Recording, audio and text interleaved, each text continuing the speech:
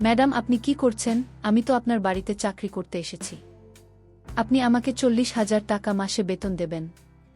আপনি বলছেন বাড়ির কাজকর্ম করার জন্য। আর আপনি আমাকে ঘরের ভিতরে দরজা বন্ধ করে দিলেন কেন? আপনি যদি আমায় 1 কোটি টাকাও দেন তারপরও আমি আপনার এই প্রস্তাব মেনে নিতে পারব না। তারপর ম্যাডাম আমাকে বিছানায় পা দুইটা বেঁধে দিলেন। ম্যাডাম আমার থেকে অনেক বড় ছিলেন, তাই আমি ম্যাডামের সাথে পারি না। তারপর কি হয়েছিল বন্ধুরা, তা জানলে তোমাদের মাথা ঠিক থাকবে না। আমি রাস্তায় জুতা পালিশ করতাম।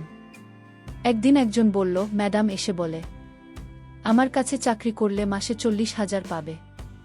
আমি রাজি হয়ে যাই। আর ম্যাডামের বাড়ি চলে যায়। এত বড় বাড়ি ছিল যেটা দেখে আমি অবাক হয়ে যাই, কিন্তু আরও অদ্ভুত লাগল এটা দেখে যে ম্যাডাম বাড়িতে একা থাকে। ম্যাডাম আমাকে বলল, আমি তোমাকে যে কারণে আমার বাড়িতে এনেছি, মানে তোমাকে যে চাকরিটা দিব সেটা হলো, রাতে তুমি আমার পাশে ঘুমাবে, আমার খেয়াল রাখবে।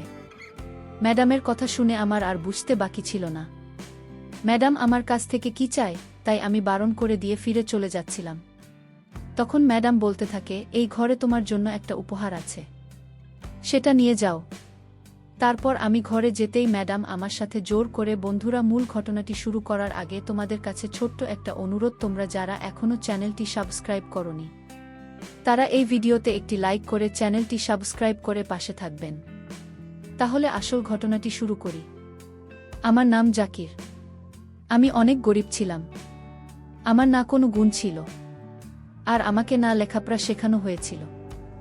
আমার একটা বোন ছিল যার নাম ছিল জুয়েনা। সে অনেক সুন্দরী ছিল। এই পৃথিবীতে আমাদের ভাই বোনের আর কেউ ছিল না। কিন্তু আমাদের কপাল এত খারাপ ছিল যে বাবা মা একে অপরের সাথে বিশ্বাসঘাতকতা করে। প্রথমে বাবা এমন করল, তারপর মা বাবার সাথে প্রতিশোধ নিতে মা ও বিশ্বাসঘাতকতা করেছিল। তারপর একদিন বাবা তাকে হত্যা করে আর নিজেও মরে যায়। তারা নিজেরা তো মরে গিয়ে বেঁচে গেল, আর আমাদের এই পৃথিবীতে একলা ফেলে গেল। আমাদের কিছু আত্মীয় ছিল, কিন্তু তারা আমাদেরকে খারাপ সময় নিয়ে হাসাহাসি করত। এজন্য আমরা কখনো তাদের কাছে সাহায্য চাইনি। আমার সে বাড়ি বাড়ি টিউশনি পড়তে যেত, আর আমি জুতো পালিশ করতাম। এভাবে আমাদের সংসার চলত। যখন আমার বোন বলল আমি লোকের বাড়িতে গিয়ে টিউশন পড়ান, তখন আমি চিন্তায় পড়ে গেলাম যে যুবতী মেয়ে বাইরে যাবে। আমার বোন ব্যাচ করে এ পর্যন্ত বাচ্চাদের পড়ানো শুরু করে দেয়। বাড়িতে গিয়ে পড়ালে মাসে 6,000 করে দিত। এত টাকা তো আমি উপার্জন করতে পারতাম না। ভাবলাম এখন থেকে বোন বাড়িতে গিয়ে পড়াবে। বাড়িতে গিয়ে তো পড়াচ্ছে, কোনো অফিসে তো আর যাচ্ছে না। আর তাদের আমি চিনতাম, কারণ বোনের বান্ধবীর আত্মীয় ছিল। যার বাড়িতে পড়াতে যেত আমার বোনের বান্ধবী আমাদের বাড়িতে আসা যাওয়া করত। এজন্য আমি রাজি হয়ে গিয়েছিলাম। তার জন্য আমি বাধ্য ছিলাম। জুয়েনা বলল, তারা অনেক বলল আমাকে ঠিক করে সেজেগুজে যেতে হবে, আমাকে 1-2টা জামা বানাতে হবে। আমি টাকা ধার নিয়ে বোনের জন্য 2-3টা জামা বানিয়ে দিই। তারপর সে পড়াতে যেতে থাকে, আর আমি রাস্তায় জুতো পালিশ করতে থাকি। এমন করে 6-7 মাস কেটে যায়। আমার বোনের টাকা তারা 2,000 বাড়িয়ে দেয়। এখন আমার বোন মাসে 8,000 উপার্জন করে। আমরা বাড়িতে দুজনে থাকতাম। এজন্য আমাদের সংসার চলে যেত। কখনো ঘরের সবজি না থাকলে আমরা সেদিন শুকনো রুটি খেয়ে নিতাম। কিন্তু আমি জানতাম এভাবে জীবন চলে না, কারণ বোনের 19 বছর বয়স হয়ে গিয়েছিল। আমাকে বোনের বিয়ে দিতেই হবে। কিন্তু এভাবে কিছুই হচ্ছিল না। একদিন রাস্তায় বসে জুতো পালিশ করছিলাম, তখন আমার কাছে এক ম্যাডাম আসে। আমি অবাক হয়ে ভাবি যে ম্যাডাম এদিকে কেন আসছে, কারণ আমি ম্যাডামদের জুতা পালিশ তো করতাম না, আর ম্যাডামদের জুতা পালিশ করা লাগে না। কিন্তু সেই ম্যাডাম আমার কাছে এসে থেমে গেল। কিছুক্ষণ আমার দিকে তাকিয়ে কিছু একটা ভাবতে ভাবতে ভাবনার হারিয়ে গেল। আমি জুতোর দোকানের সামনে বসতাম। জুতোর দোকান অনেক বড় ছিল, এজন্য সামনে বসতাম। দোকানের সামনে একটা বসার জায়গা ছিল, সেখানেই বসে পড়ল। তাকে দেখে অনেক বড়লোক মনে হচ্ছিল। তার বয়স 35 হবে। সে রঙিন চশমা পরেছিল, আর আমি জানতাম না যে সে রঙিন চশমা পরে আমাকে দেখছিল। আমিও আমার বোনের মতো দেখতে সুন্দর ছিলাম। আমি যখন জন্মেছিলাম সবাই আমাকে দেখে বলেছিল যে অনেক সুন্দর ছেলে জন্মেছে, কিন্তু কঠিন সময়ের জন্য আমার মুখের সৌন্দর্যটাই বদলে গেল। এখন আমাকে দেখে মনে হয় আমি যেন সবসময় চিন্তায় থাকি। সে কারোর অপেক্ষা করছিল আর বারবার ঘড়ির দিকে তাকাচ্ছিল। সে আমাকে বলেছিল এখানে বসে কত পয়সা উপার্জন করা তার সময়কার ছিল না, এমন মনে হচ্ছিল দেখে। সেজন্য মনে হয় সে সময় কাটানোর জন্য আমার সাথে কথা বলতে থাকে। আমি বললাম খুব কম, কিছু না কিছু হয়ে যায়। সে আবার জিজ্ঞাসা করল কত টাকা? আমি বললাম 5,000 টাকা। সে বলল পরিমাণে নিশ্চয়ই সংসার চলে না। আমি বললাম হ্যাঁ চলে না, কিন্তু চালাতে হয়। আমি আর কোনো কিছু পারি না। আমি প্রথমে মজুরের কাজ করব ভেবেছিলাম, কিন্তু কাজ পাই না। মজুরি লোকই কাজের জন্য বসে থাকে। সে বলল তোমার যখন কাজের এত দরকার, আমি তোমাকে কাজ দেব, আমার বাড়ি গিয়ে কাজ করবে। তখন আমি বললাম আমি এর আগে কারোর বাড়িতে কাজ করিনি, আমি তো কিছুই জানি না। সে বলল খুব বেশি কিছু জানার দরকার নেই, এমন কোনো বিশেষ কাজ নয়, কিন্তু টাকা খুব ভালোভাবে। আমি বললাম কত টাকা পাব? সে বলল 40,000 পাবে। এ কথা শুনে আমার হাত থেকে জিনিস পড়ে গেল। আমি অবাক হয়ে গেলাম। তার কথা শুনে আমি বললাম আপনি শুধু বাড়ির কাজকর্ম করার জন্য আমায় 40,000 দেবেন? ঘরের এমন আর কি বাকি কাজ থাকে? হয় ঘর মুছতে হয়, না হলে বাড়ি দেখাশোনা করতে হয়, না হলে শাকসবজি আনতে হয় এই কাজের জন্য। এত টাকা তো কোনো অফিসার টাকা পায় না। আমি বললাম আপনি নিশ্চয়ই আর কি করছেন, গরিব মানুষের সাথে আর কি করবেন না? ভগবান আপনাকে সবকিছু দিয়েছে, এর মানে এই নয় যে আপনি আমাদের সাথে এরকমই আর কি করবেন।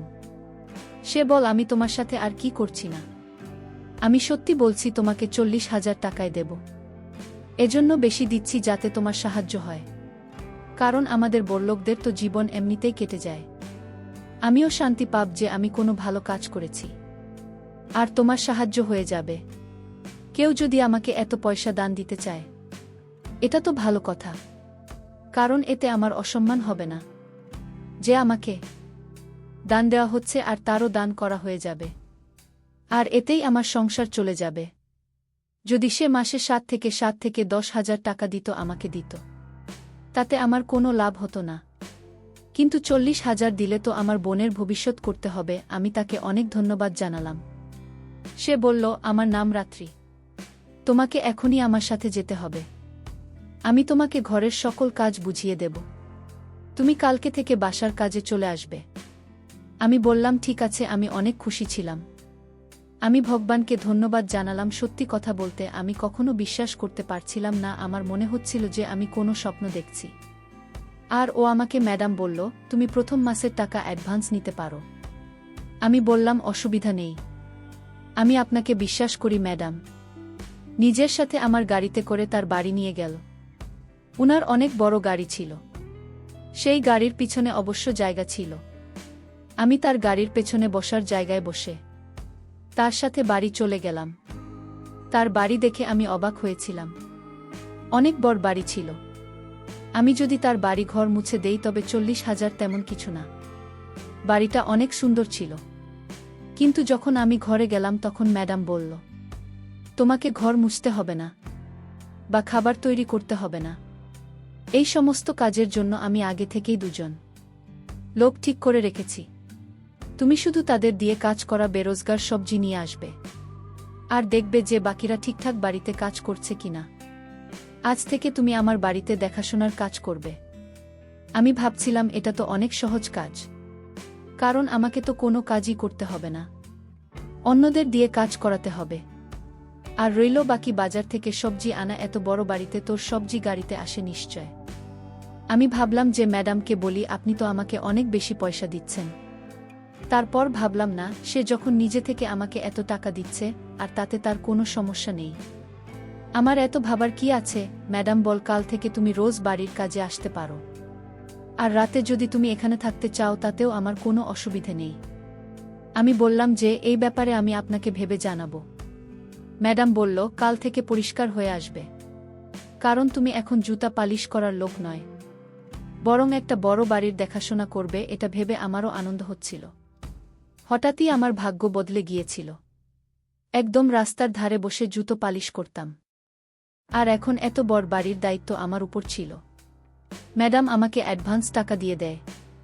আমি ভাবলাম এত বড় খুশির খবর আমি প্রথমে আমার বোনকে শোনাব। তারপর ভাবলাম না, এখন বোনকে বলবো না যে আমি এত বড় চাকরি পেয়েছি। আমি এই পয়সাগুলো জমাবো। যদি এখন বলি তাহলে সব পয়সা খরচা করা শুরু করে দেবে। আমি সিদ্ধান্ত নিয়েছিলাম যে ৬-৭ মাস পর্যন্ত আমি পয়সা জমিয়ে বোনের জন্য গয়না বানাব। আর যখন বোনের জন্য একটা ভালো ছেলে খুঁজে বিয়ের জন্য, তারপর আমি তাকেই চাকরির ব্যাপারে বলবো।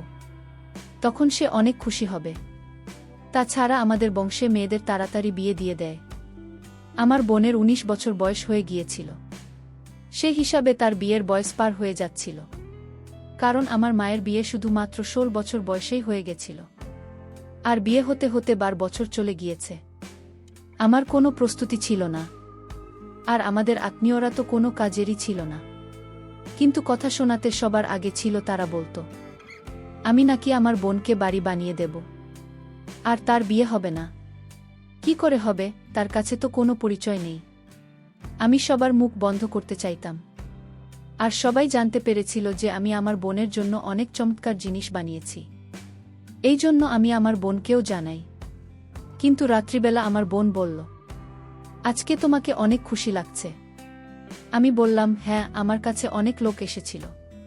এই কথা শুনে সে আর কিছু বলল না, সে অনেক খুশি ছিল। আমি বললাম, তুমি এত খুশি কেন? সে বলল, আমি যেখানে পড়াশোনা করাই সেখানে পরের মাস থেকে ২,০০০ বাড়িয়ে দেবে। মানে আমার টাকা ৯,০০০ হয়ে যাবে। বাচ্চাদের ক্লাস বেড়ে যাচ্ছে, সেজন্য একটু বেশি পরিশ্রম করতে হবে। আমি বললাম, পরিশ্রম তো করতেই হবে, তবেই তো কিছু পাওয়া যায়। আমার বোন রাতের খাবার বানিয়েছে। আমরা খাবার খেয়ে শুয়ে পড়ি। আমি তাকে বললাম, আজ থেকে আমি অনেক কাজ করব, কারণ আমাকে অনেক টাকা জমাতে হবে। আমি কখনো সকালে ঘুম থেকে উঠতাম না, কিন্তু এখন উঠতে হবে। আমি অবাক হয়ে যেতাম এটা ভেবে যে এত বড় বাড়িতে ম্যাডাম একা থাকে কিভাবে। আমি তো ভাবতাম এখানে হয়তো আরও লোক থাকে, কিন্তু এখানে তো চাকরি বসেছিল আর থাকার মতো কেউ ছিল না। ম্যাডাম ছাড়া রাত জেগে থাকত, আর পরের দিন ১২টা অবধি ঘুমাত, খাবার খেত না। ঘুম থেকে ওঠার পর চা খেত। যখন আমি থাকতাম তখন শুধু একবেলা খাবার খেত। সেখানে অনেক রকমের খাবার থাকত। সে খাবার খেয়ে আবার শুয়ে পড়ত। সারা রাত জেগে থাকবে, আজ সারাদিন ঘুমাবেন। বড়লোকদের জীবন এমনই হয়। এখানে অনেক বেশি বাড়ির কাজ থাকত না, শুধু সবার দায়িত্ব আমার উপরে ছিল। আর এটা আমার খুব ভাল লাগত। একদিন আমি সব জানতে চাই, আর আমাকে যে টাকা দেওয়া হয়েছে সেখান থেকে ২,০০০ বেঁচে যায়। আমি ম্যাডামকে ফেরত দিতে গেলে ম্যাডাম বলল, রেখে দাও, এটা তুমি উপার্জন করছো। কারণ এর আগে যে বাজার করতে যেত সেই টাকায় কম সবজি কিনে আনত। তুমি তো অনেক বুদ্ধি দিয়ে বাজার করেছ, এত জিনিস কিনেছ, আবার টাকাও বাঁচিয়েছ, তাই এটা তোমার পুরস্কার। আর সে আমার অনেক খেয়াল রাখত, যেন আমাকে সবসময় যে আমি ঠিকমতো বাড়ির কাজ করছে কিনা। ম্যাডাম আমাকে বলল, আজ রাতে তুমি বাড়ি যাবে না। আমি বললাম যে না, আমি বাড়ি যাব, আমার দরকার, বাড়িতে অনেক কাজ আছে। ম্যাডাম আমাকে ঘরে নিয়ে বলল, তোমার সাথে দরকার আছে। আমি তোমাকে বলছি। আমি সেই ঘরে ম্যাডামের জন্য ২ ঘন্টা অপেক্ষা করতে থাকি, কিন্তু সে আর ছিল না। আমি ভাবছিলাম যে কি এমন হতে পারে, ঘরের সব কাজ তো হয়ে গেছে। ২ ঘন্টার পর কিনা সে খুব সেজেগুজে আসে। অনেক সুন্দর দেখতে লাগছিল তাকে, নিজের বয়সের থেকে অনেক কম বয়সী মনে হচ্ছিল। আমি জিজ্ঞাসা করলাম, আপনি কি কোথাও যাবেন? আমি ভাবলাম আপনি কোথাও যাবেন, হয়তো চাকর ছুটিতে গেছিল, তাই আমি ম্যাডামকে ছেড়ে দিতাম। আমি গাড়ি চালাতে জানতাম, কিন্তু সে আমার পাশে এসে বসে গেল। তারপর অদ্ভুতভাবে আমার দিকে তাকিয়ে রইল। আমি বললাম, এমন করে কি দেখছেন? সে বলতে লাগলো, চুপ করো, এখনকার দিনে কেউ এতটাও বোকা হয় না। আমি কেন তোমাকে চাকরিতে রেখেছি তুমি কি বুঝতে পারছো না? তুমি এতটা বোকা না। আমি সব চাকুরেদের ছুটি দিয়েছি, তোমাকে এখানে রেখেছি। আমি তৈরি হয়ে এসেছি। কেন এসেছি তুমি কি বুঝতে পারছো না? তুমি কোনো ছোট বাচ্চাও নয়, তোমার বয়স ১৭ হবে। আমি অবাক হয়ে গেলাম, অনেক চিন্তিত হয়ে গেলাম। ম্যাডাম বলল, তোমার কিছু হবে না, আমি তোমাকে গাড়িতে নিয়ে ঘুরছি, এতে তুমি খুশিই না? আমি বললাম, না, আমি এরকম করি না। আমি সেখান থেকে চলে যাওয়ার চেষ্টা করলাম, তখন সে আমাকে বলল, আমি তাকে বারণ করেছিলাম। আমি তাকে বললাম, আপনি আমাকে দিয়ে সব কিছু করাতে পারেন না। আমি এমন কখনো করব না। আমি আপনাকে নিজের ম্যাডাম মনে করি। আপনার জন্য আমার মনে অনেক সম্মান আছে। আমি তাকে ২-৪টা কথা শোনাই। আর যখনই সেখান থেকে যেতে শুরু করি, আর তখনই ম্যাডাম হাততালি দিতে শুরু করে। আমি ঘুরে তাকাই, সে বলল, তুমি আজকে অনেক বড় পরীক্ষায় পাস করেছ। আমি অবাক হয়ে গেলাম। আমি বললাম, কি পরীক্ষা? সে বলল, আমি তোমার পরীক্ষা নিচ্ছিলাম, যেটাতে তুমি পাশ করে গেছ। এখন আমি চাই তুমি আমার এক পরিচিত মেয়েকে বিয়ে করে নাও, যাকে আমি নিজের মেয়ে ভাবি। সে বাড়ির বাইরে বসে আছে। যাও, গিয়ে তার সাথে কথা বলে নাও। ভাবো, এটা তোমার জন্য পুরস্কার।